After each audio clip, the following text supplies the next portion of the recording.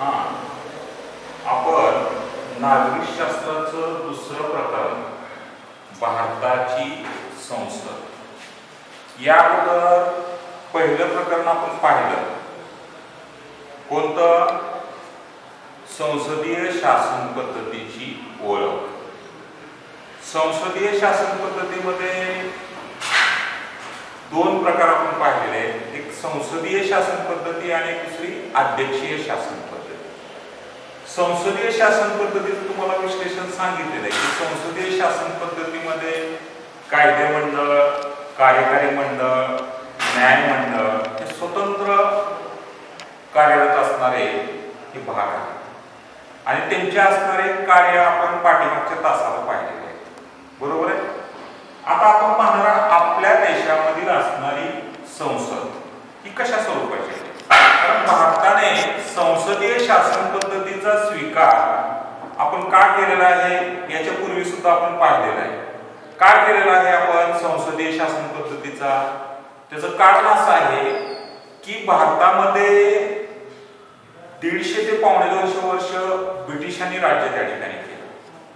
त्यांची असणारी राज्यव्यवस्था आपल्या भारतामध्ये अस्तित्वात होती, कारण इंग्लंडमध्ये संसदीय शासन पद्धतीचा उदय झालेला आहे हे आपण पाठीमागच्या तासामध्ये आपण पाहिलेलं आहे आणि इंग्रजांनी सुद्धा भारतामध्ये संसदीय शासन प्रणाली त्या ठिकाणी कार्यान्वित केली आणि त्याची ओळख नकळतपणे आपल्या भारतीयांना त्या ठिकाणी झालेली होती।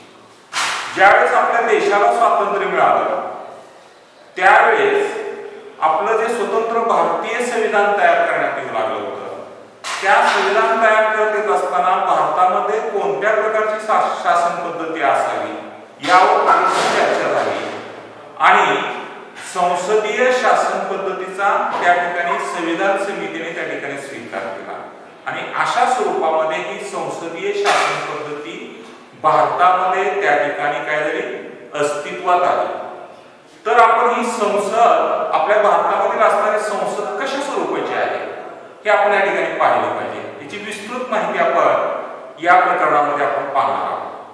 आता भारताची असणारी संसद म्हणजे संसदीय शासन पद्धतीमधील असणारं कायदे मंडळ, त्या कायदे मंडळाला त्या ठिकाणी काय म्हटलं जातं संसद म्हणतात आणि या संसदेमध्ये राष्ट्रपती, लोकसभा आणि राज्यसभा असे हे दोन सभागृह या ठिकाणी। प्रथम आपण लोकसभा या सभागृहाची माहिती आपण या ठिकाणी पाहणार आहोत। लोकसभा हे संसदेमधील पहिले सभागृह म्हणून ओळखले जाते, कारण पहिले सभागृह म्हणून का ओळखले जातं, कारण लोकसभेमधील असणारे जे प्रतिनिधी आहेत हे प्रतिनिधी जनतेकडून निवडून दिले जातात, जनतेकडून त्या ठिकाणी हे निवडले जातात। प्रत्येक 5 वर्षासाठी हे प्रतिनिधी निवडणुकीच्या माध्यमातून जनतेकडून निवडले जात असल्या कारणाने म्हणून याला प्रथम सभागृह आणि कनिष्ठ सभागृह असं सुद्धा त्या ठिकाणी म्हटलं जातं। हे जनतेकडून त्या ठिकाणी निवडलं जातं, प्रत्येक 5 वर्षासाठी त्याची निवड केली जाते आणि आपल्या संविधानामध्ये असं त्या ठिकाणी ठरवण्यात आलेलं आहे की लोकसभेची असणारी सदस्य संख्या ही जास्तीत जास्त त्या ठिकाणी किती असावी लागते 552 या ठिकाणी जास्तीत जास्त ही सदस्य संख्या असली पाहिजे, त्याच्यावरही त्या ठिकाणी असता कामा नये असं आपल्या संविधानामध्ये तरतूद करण्यात आलेली आहे। त्यानंतर हे सदस्य भारतातील प्रत्येक घटकातून प्रत्येक मतदारसंघ त्या ठिकाणी काय केलेले तयार केलेले आहे आणि त्या ठिकाणी निवडणुकीच्या माध्यमातून हे सदस्य त्या ठिकाणी काय केले जातात निवडले जातात। तर आता आपल्या भारतामध्ये आपण पाहिलं तर भारतामध्ये विविध जाती धर्माचे लोक आहेत, विविध समाज घटक त्या ठिकाणी आहेत, मग सर्व समाज घटकांना त्या ठिकाणी योग्य प्रतिनिधित्व मिळावे यासाठी संविधानामध्ये तशी तरतूद त्या ठिकाणी करण्यात आलेली आहे. त्या ठिकाणी अनुसूचित जाती, अनुसूचित जमाती, अनुसूचित जाती आणि अनुसूचित जमाती यांना त्या ठिकाणी काय केलेलं आहे, एक विशिष्ट आरक्षण त्या ठिकाणी देण्यात आलेलं आहे आणि त्यासाठी काही राखीव जागा ह्या त्या ठिकाणी ठेवण्यात आलेल्या आहेत. त्यानंतर अँग्लो इंडियन समाज. आता हा अँग्लो इंडियन समाजाचे प्रतिनिधी, दोन प्रतिनिधी याची निवड त्या ठिकाणी कोण करत असतो? राष्ट्रपती त्या ठिकाणी करतो. राष्ट्रपती ह्या अँग्लो इंडियन समाजाच्या दोन प्रतिनिधींची निवड त्या ठिकाणी करतो. कारण का या समाजाचे असणारे जी भारतामधील असणारी जी संख्या आहे ती अत्यल्प आहे. हे निवडणुकीच्या माध्यमातून समाजाच्या प्रभावामध्ये त्या त्यांचं प्रतिनिधित्व त्या ठिकाणी होऊ शकत नाही. म्हणून या ठिकाणी संविधानामध्ये अशी तरतूद करण्यात आलेली आहे की हे दोन सदस्य याची निवड प्रत्यक्ष राष्ट्रपती त्या ठिकाणी करत असतात. आता अँग्लो इंडियन कुणाला म्हटलं जातं? कारण ब्रिटिशांच्या काळामध्ये ज्या वेळेस प्रशासन चालवण्यासाठी किंवा सैनिक क्षेत्रामध्ये कार्य करणारे अनेक इंग्रज हे भारतामध्ये काय झाले, आलेले होते. 150 ते 250 वर्षाचा कालावधी होता. या काळामध्ये काही इंग्रज हे भारतामध्ये काय झाले, स्थायिक झाले आणि येथील असणाऱ्या समाज घटकांशी त्यांचं त्या ठिकाणी त्यांनी त्या ठिकाणी आपली कुटुंब व्यवस्था निर्माण केली आणि अशा पद्धतीची ही एक इंग्रज या ठिकाणी हे स्थायिक झाले आणि ह्या समाजाला त्या ठिकाणी काय म्हटलं जातं, अँग्लो इंडियन असं त्या ठिकाणी. तर अशा स्वरूपामध्ये हे प्रतिनिधी या ठिकाणी निवडले जातात. त्यानंतर आता आपण जर पाहिलं की यांच्या असणारी लोकसभा जी आहे ही लोकसभा प्रत्येक 5 वर्षांनी पूर्णपणे विसर्जित केली जाते आणि त्यानंतर नवीन प्रतिनिधी निवडण्यासाठी त्या ठिकाणी काय केलं जातं, निवडणुका घेतल्या जातात आणि जनतेकडून हे सदस्य त्या ठिकाणी निवडले जातात. बरोबर आहे. त्यानंतर आपण लोकसभेचा सदस्य होण्यासाठी किंवा प्रतिनिधी म्हणून त्या ठिकाणी निवडण्यासाठी त्या ठिकाणी संविधानामध्ये त्याची वयाची अट घातलेली आहे. त्याचं वय वर्ष त्या ठिकाणी किती असले पाहिजे, 25 वर्ष त्या ठिकाणी असले असते, 25 वर्ष पूर्ण असले पाहिजे. त्यानंतर तो भारताचा नागरिक असणं आवश्यक आहे आणि भारतातील कुठल्याही मतदारसंघामध्ये त्याला त्या ठिकाणी निवडणुकीसाठी उभारता येते. अशा पद्धतीची तरतूद या ठिकाणी या आपल्या संविधानामध्ये त्या ठिकाणी केलेली आहे आणि अशा स्वरूपामध्ये ही लोकसभेची असणारी रचना त्या ठिकाणी करण्यात आलेली आहे. आलं लक्षात. आता आपण हे पाहिलं लोकसभा हे पहिले सभा. त्यानंतर आपण पाहणार आहोत ते म्हणजे त्या ठिकाणी दुसरे सभागृह म्हणजे द्वितीय सभागृह, ते म्हणजे राज्यसभा. आता राज्यसभा हे दुसरे म्हणजे द्वितीय सभागृह मानलं जातं. त्याला वरिष्ठ सभागृह असं सुद्धा म्हटलं जातं. काय म्हटलं जातं, वरिष्ठ सभागृह असं म्हटलं जातं. त्यानंतर राज्यसभेतील असणाऱ्या प्रतिनिधींची निवड ही अप्रत्यक्षपणे निवडून येणारा सभागृह म्हणून ओळखलं जातं. जसं लोकसभा हे जनतेकडून निवडलं जातं तसं याची निवड अप्रत्यक्षपणे त्या ठिकाणी केली जाते. आता ही अप्रत्यक्षपणे कशी केली जाते, कारण भारतामध्ये असणारे जे एकूण घटक राज्य 28 आणि संघशासित प्रदेश 9 हे आता सध्याची असणारी आकडेवारी आहे. आपल्या पाठ्यपुस्तकामध्ये काय दिलेले आहे, 29 घटक राज्य आणि 7 संघशासित प्रदेश. तुम्हाला माहित असेल की म्हणजे मोदी सरकारने एक त्या ठिकाणी विधेयक आणून जे जम्मू काश्मीर हे जे घटक राज्य आहे त्या घटक राज्याचं रूपांतर कशामध्ये केलं?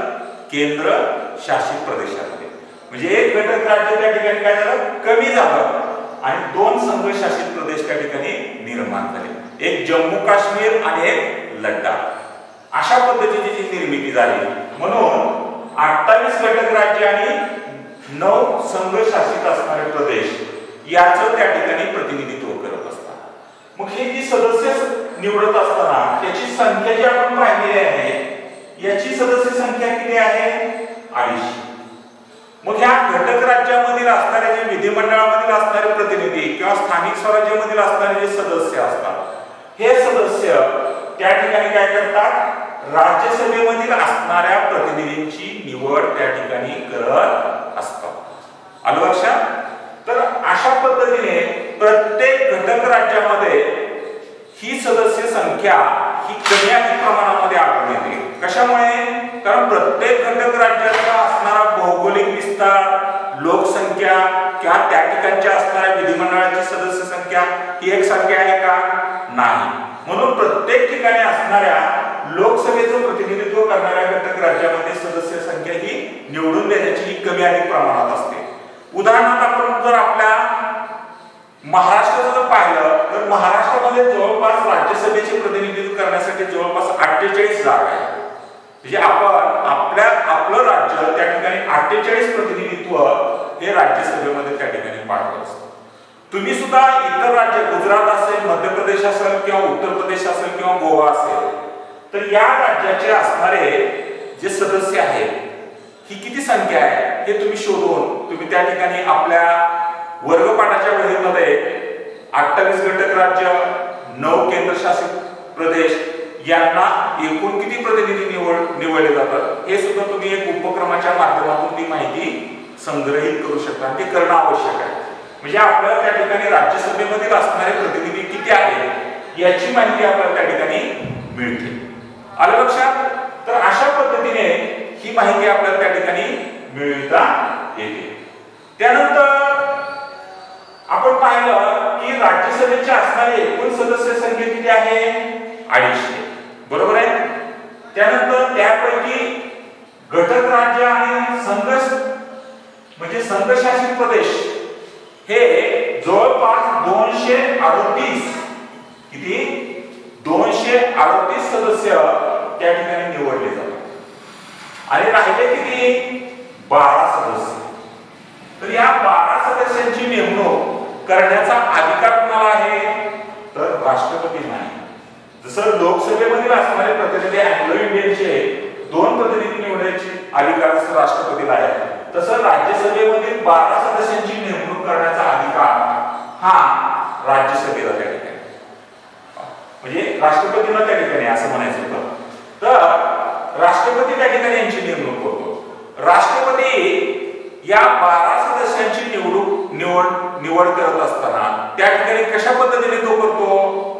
मग आपल्या देशामध्ये साहित्य क्षेत्रामध्ये, विज्ञान क्षेत्रामध्ये, कला, क्रीडा व सामाजिक क्षेत्रामध्ये कार्य केलेल्या अशा अनुभवी असणाऱ्या नागरिकांची नेमणूक हा राष्ट्रपती त्या ठिकाणी करत असतो.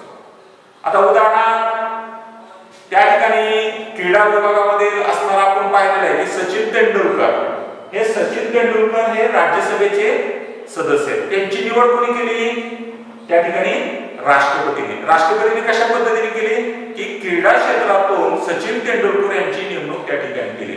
अशाच पद्धतीने या ठिकाणी कला, क्रीडा, विज्ञान, साहित्य, सामाजिक क्षेत्रामध्ये काम करणाऱ्या व्यक्तींची नेमणूक अशा पद्धतीने त्या ठिकाणी केली जाते. आलं लक्षात? तर अशा पद्धतीने या राज्यसभेमधील असणाऱ्या ह्या 12 सदस्यांची नेमणूक त्या ठिकाणी केली जाते. त्यानंतर राज्यसभा ही कधीही विसर्जित होत नाही. जसं लोकसभा ही प्रत्येक 5 वर्षानंतर विसर्जित केली जाते परंतु राज्यसभा ही कधीच विसर्जित होत नाही. कायमस्वरूपी असणारं सभागृह त्या ठिकाणी ओळखलं जातं. म्हणजे अशा पद्धतीने ही असणारी कायमस्वरूपी असणारं हे राज्यसभा सभागृह आहे असं त्या ठिकाणी म्हणायचं होतं. त्यानंतर या ठिकाणी राज्यसभेचा सदस्य नेमणूक करत असताना किंवा त्याची नेमणूक करताना त्याचं वय वर्ष हे 30 वर्ष पूर्ण असलं पाहिजे आणि तो भारताचा नागरिक असला पाहिजे, तरच त्याला त्या ठिकाणी राज्यसभेच्या सदस्यपदी त्या ठिकाणी उमेदवार म्हणून किंवा त्याची निवड करताना हे निकष त्या ठिकाणी पाहिले जातात.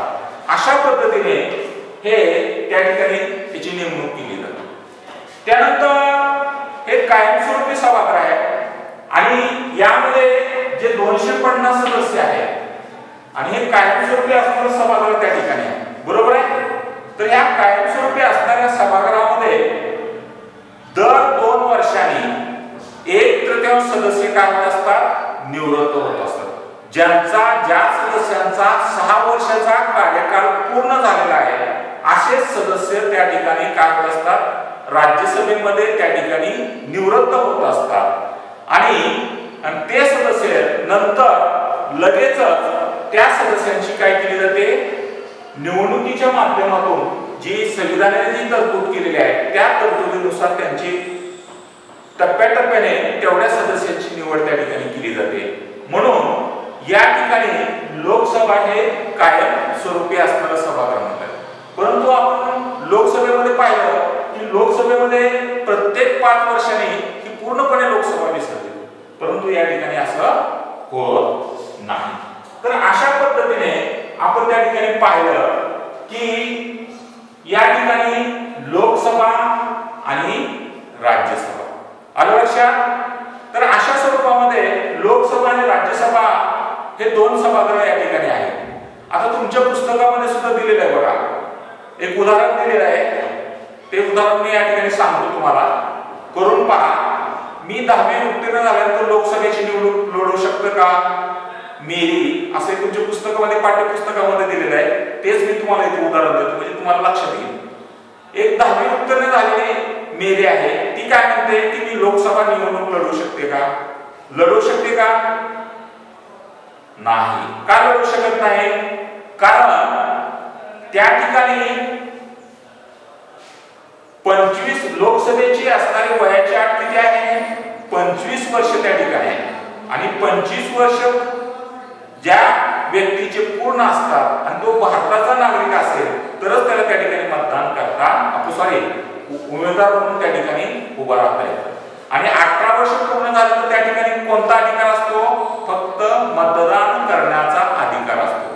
लोकसभेमधील प्रतिनिधी निवडण्यासाठी भारतातील ज्या नागरिकाचं वय वर्ष 18 वर्ष पूर्ण झालेले आहे अशा व्यक्तीला त्या ठिकाणी काय मतदान करण्याचा अधिकार त्या ठिकाणी पात्र होतो.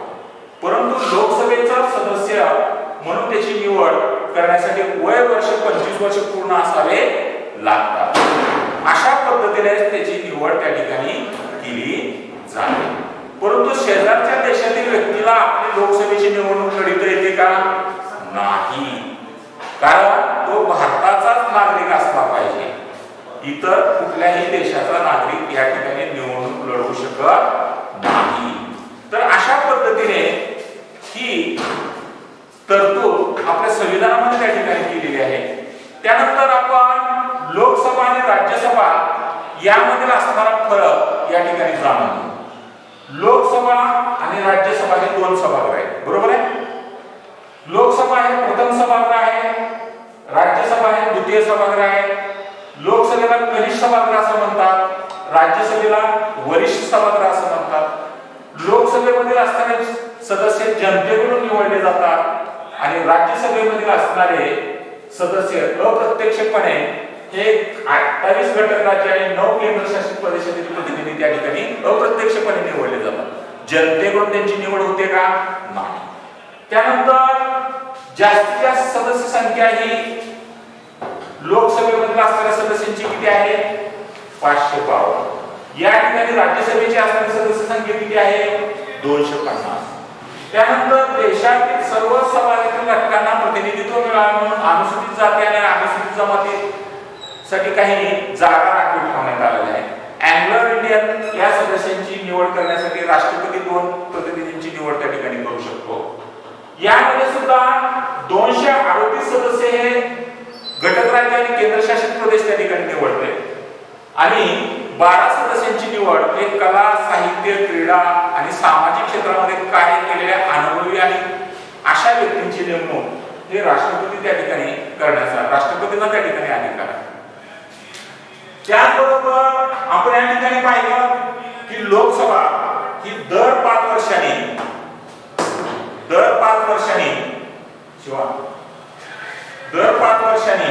लोकसभा ही दर 5 वर्षांनी विसर्जित होते, बरोबर आहे. राज्यसभा दर 2 वर्षांनी जवळपास ज्या सदस्यांचे 6 वर्ष पूर्ण झाले आहे असे 1/3 सदस्य त्या ठिकाणी निवडत होतात, परंतु हे कायमस्वरूपी असतं. पण 5 वर्षांनी लोकसभा ही काय होते, पूर्णपणे विसर्जित होते, बरोबर आहे. ज्या लोकसभेमध्ये प्रतिनिधी निवडण्यासाठी वयवर्ष किती असलं पाहिजे, 25 असलं पाहिजे.